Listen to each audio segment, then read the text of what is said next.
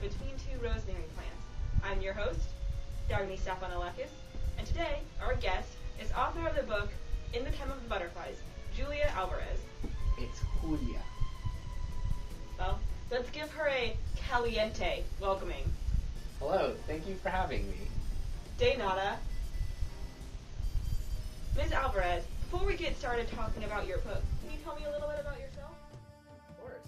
I was born in New York City, but I moved to the Dominican Republic, where both of my parents spent most of their lives when I was only 1 year old. Personally, I never felt personally victimized by President Trujillo. However, my father worked in the underground revolution against him. I'm sorry, I have to interrupt. Before we go any further, could you tell us who this Trujillo is that you're talking about? President Trujillo, or at least that's the title he took, was our leader for 31 years. However, he acted more like a dictator because he used a lot of violence to suppress all opposition. And what kind of suppression are you talking about? Trujillo, often nicknamed El Jefe, used violence against anyone that opposed him. He created a secret police force that murdered any political opponents. Well, let me just say that your English is impeccable for someone who lived in Mexico. Actually, the Dominican Republic.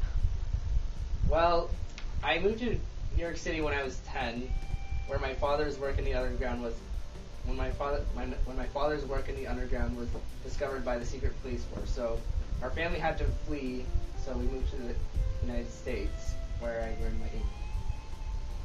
That is muy interesante. But enough about you. We're here to talk about your book. Is it true that this book is based on real events and real people? Oh yes, the Mirabal sisters were very real.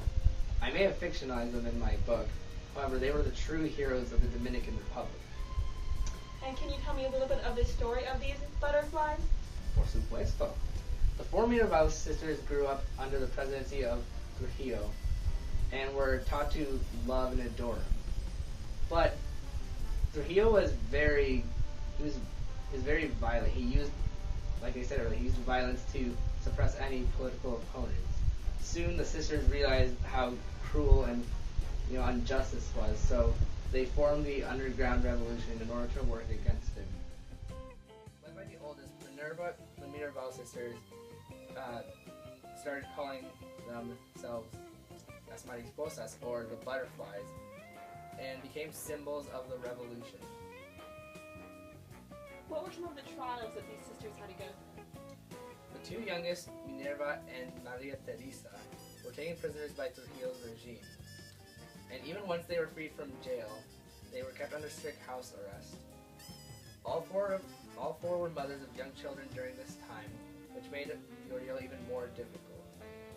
And can you explain their murders?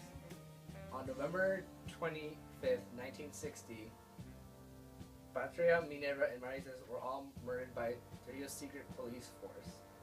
While driving home at night after visiting their husbands in prison, along with the driver, the secret police force found them and clubbed all of them to death. Then they made the murder look like an accident by driving the car off into a cliff. You said there were four sisters total, though. What about the fourth? The second oldest didn't get directly involved in the revolution and was the only survivor of the sisters. That's tragic. What inspired you to write their story? Because I lived under Trujillo's dictatorship and the story of his overthrow, and hit very close to home for me. But even more so, I find the brave and selflessness of the Mirabal sisters to be very inspiring. I feel obligated to retell their story to the public. Obligated? Yes. I felt a necessity to tell a story of the butterflies, not only to increase the awareness of Trujillo's brutality and his cruelty, but also to show the Dominican people that their struggles are not being ignored. Now, obviously, the three Mirabal sisters didn't live out to see the end of the rebellion. Can you enlighten us on how the rest of the revolution played out? Less than a year after the butterflies were murdered, Rafael Trujillo was assassinated. Well, it looks like time is about up. But gracias so much for sharing your story today on our show. It was my pleasure. Vivan las mariposas! Vivan las mariposas!